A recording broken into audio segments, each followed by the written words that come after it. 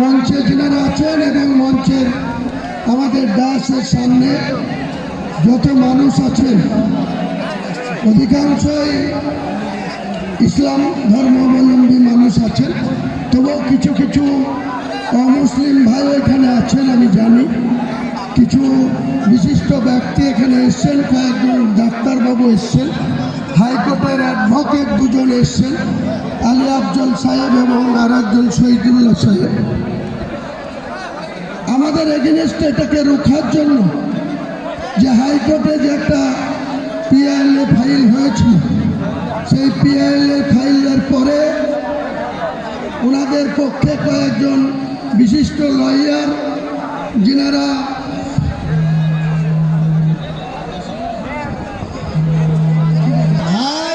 আইনের লড়াইয়ে অনারেবল হাইকোর্টের প্রধান বিচারপতি সাহেব তার ডিভিশন বেঞ্চ যখন এটার শুনানি হওয়ার কথা ছিল 8 তারিখে, 8ই ডিসেম্বর, কিন্তু বিশেষভাবে সেই শুনানিটা 5 তারিখে আগিয়ে আনা হয়েছিল। প্রধান বিচারপতিকে মেনশন করে ওনাদের পক্ষে যারা লয়ার ছিল তিনারা 8 তারিখের জায়গায় 5 তারিখে মেনশন করেছিল। আমাকে এত ব্যস্ততার মধ্যেও যখন এটা পিএলএ ফাইল হলো তখন আমি 3 তারিখে আমাকে জরুরি ভিত্তিতে জেলা ছেড়ে কলকাতায় যেতে হলো। এই আলী আফজল সাহেব থেকে শুরু করে কয়েকজন বিশিষ্ট আইনজীবীর সাথে 1 ঘন্টা পরামর্শ করে ওনাদেরকে আমি পাওয়ার দিয়ে আসলাম যে যা করার করতে হবে। যারা এটার জন্য রোখার চেষ্টা করছে, আমি কোনো অসাংবিধানিক কাজ করছি না। ভারতের সংবিধানকে সম্মান জানিয়ে প্রত্যেকটা ধর্মাবলম্বী মানুষের নিজের নিজের অধিকার আছে। কেউ চার্চ বানাতে পারে, কেউ গির্জা বানাতে পারে, কেউ মন্দির বানাতে পারে। আমরা মুসলমান যারা তারা আল্লাহর ঘর মসজিদ বানাতে পারে। এখানে মিডিয়া বন্ধুদের বলবো, ন্যাশনাল মিডিয়ার বন্ধুদের বলবো, আপনারা দেখতে পাচ্ছেন বাংলায় এবং ইংরেজিতে এখানে পবিত্র বাবরি মসজিদের ভিত্তি স্থাপন প্রস্তাব লেখা আছে। আপনারা একটু ওইদিকে লক্ষ্য করবেন, আপনাদের ক্যামেরা ওইদিকে ঘোরাবেন, গোটা ভারতবর্ষ দেখুক যে এক শ্রেণীর মানুষ এটা হতে দিতে চাইনি। বাবরি মসজিদ নাকি ভারতের মাটিতে হবে না। আপনাদের অবগত করার জন্য বলি, 2019 সালে সুপ্রিম কোর্টের প্রধানমন্ত্রীর যে ব্রাঞ্চ, ফুল বেঞ্চ 5 সদস্যের, তারা দীর্ঘদিন ধরে এই মামলার শুনানি করার পর 2019 সালের নভেম্বর মাসে একটা জাজমেন্ট এসেছিল। সেই জাজমেন্টে কোনো পেপার ছাড়াই প্রত্যেকটা মানুষের অধিকার, যার ডিড এবং ডিডের বলে যার মিউটেশন, কনভার্সন, অর্থাৎ কাগজ কলমে যে মালিক, সেই মালিকানার প্রত্যেকটার অধিকার আছে।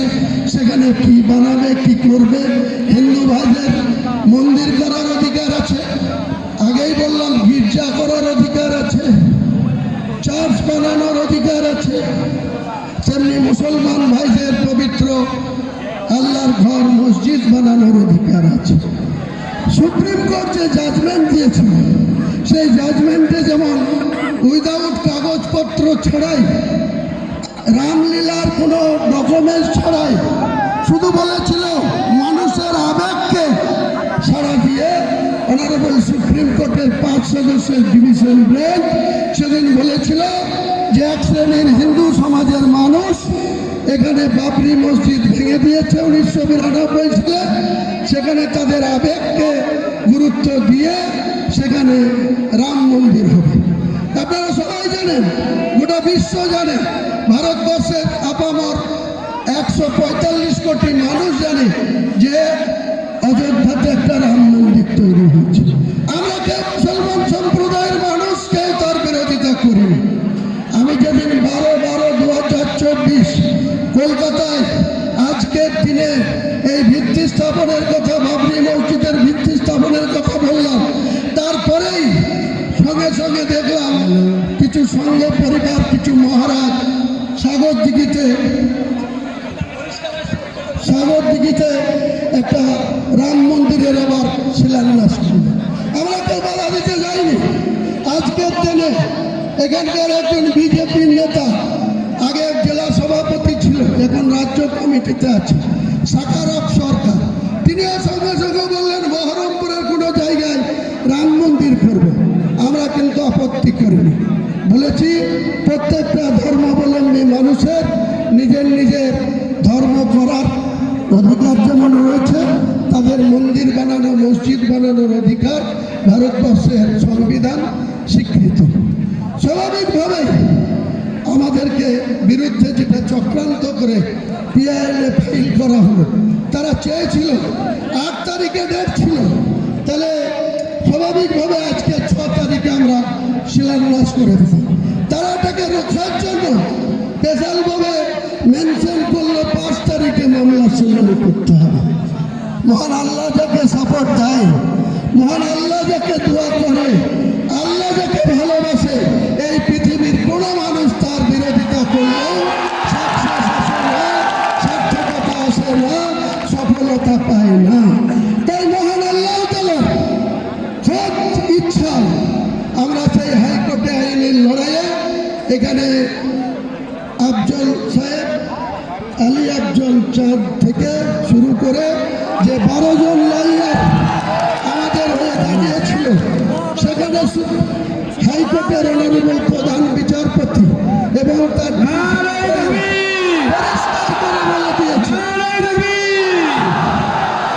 পরিষ্কার করে তিনি বলে দিয়েছেন যে হুমায়ুন কবির কোনো সংবিধান বিরোধী কথা বলেনি, সংবিধান বিরোধী কাজ করেনি।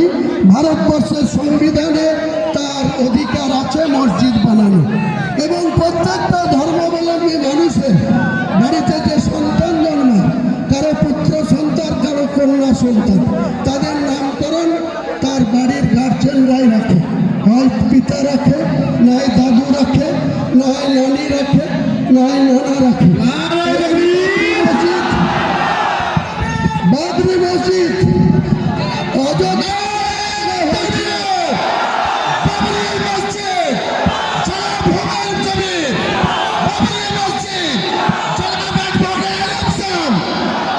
বাবরি মসজিদ যেটা অযোধ্যায় ভাঙা হয়েছিল, সেটাকে বলা হচ্ছে বিতর্কিত ল্যান্ডে ছিল। বাবর 1528 খ্রিস্টাব্দে তার প্রধান সেনাপতি মীর বাকি তাকে দিয়ে নাকি যেখানে রামের জন্ম হয়েছিল সেখানে নাকি এই মুঘল সম্রাট, আপনারা সবাই জানেন ইতিহাস যারা পড়েছেন, ইব্রাহিম লোদি বলে একজন সম্রাট ছিল। বাবর কিন্তু ভারতবাসী ছিল না, অন্য দেশ থেকে ইব্রাহিম লোদিকে আক্রমণ করেছিল, তারপরে জয়লাভ করার পর তিনি ভারত সম্রাট হয়েছিলেন।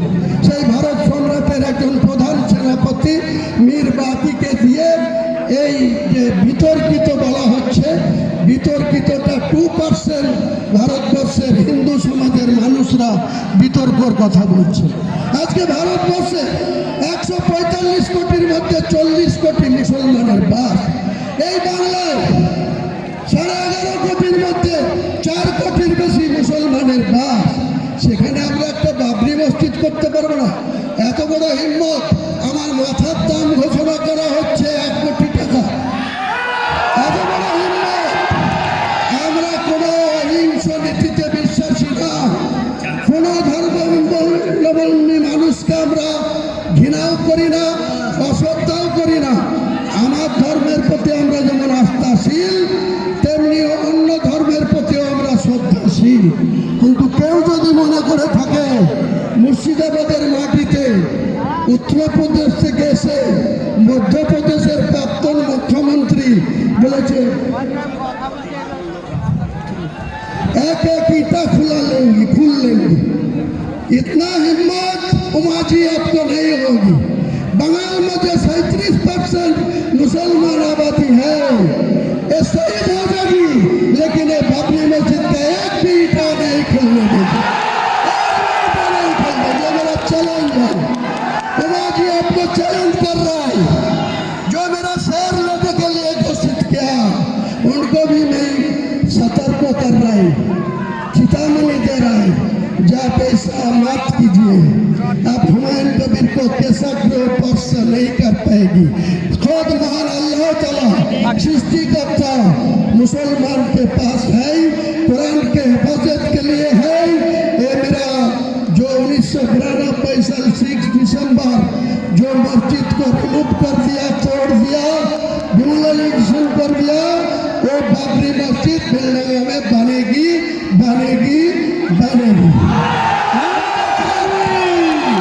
उनका साथ एक इस्लामिक हॉस्पिटल भी होगी 500 बेड में।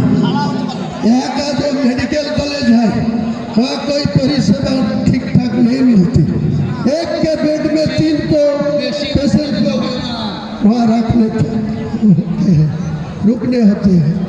तो मैं यही बोलना चाहता हूँ, यहाँ आप शुद्ध मस्जिद नहीं बनेगी, हॉस्पिटल भी बनेगी, मेडिकल कॉलेज भी बनेगी, एक रेस्टोरेंट कम होटल भी बनेगी, एक पार्क भी बनेगी, एक हेलीकॉप्टर नामने के लिए एक हेलीपैड भी बनेगी। Total budget 300 crore, total budget 300 crore.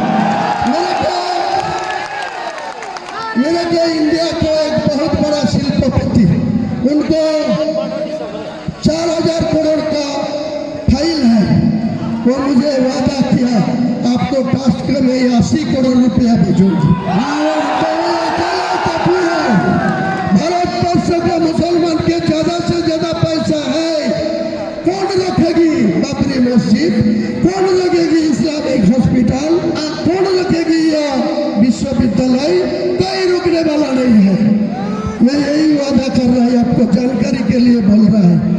आज कोई पॉलिटिकल बात नहीं बोलूंगी, अगले 22 तारीख आने दीजिए, उसी दिन मैं बहरमपुर टेक्सटाइल में क्या अगले दिन होगी वो पता मिल जाएगी सारे इंडिया को लोग को, सारा बंगाल को लोग को। तो मेरा ज़्यादा बोलने का कोई मौका नहीं है। अली अफजल भाई 2-4 कथा बोलेंगे, हर कोई कुछ बोलने चाहिए तो बोलेंगे। मैं ठीक 1:30 बजे और एक बात है, जमार लगा दिया, कोई टेलीफोन में कनेक्शन नहीं हो रहा है, कोई इंटरनेट भी नहीं चल रहा है, तो मैं इंटरनेट में तो भित्ति स्थापन करने का बात है, वो नहीं होगी तो ऐसे ही नहीं भित्ति से कच्ची दे के वो भित्ति स्थापन करा देगी। कोई रुक नहीं सकता, कोई रुक नहीं सकता। बाबरी मस्जिद होगा होगा होगा, ये मेरा मुसलमान का वादा है। ये मुसलमान के दिल में जो अखाड़ पड़ा 33 साल पहले, उनको फिर ठोस होने के लिए ये मस्जिद बन चुका है, बनेगी बनेगी बनेगी।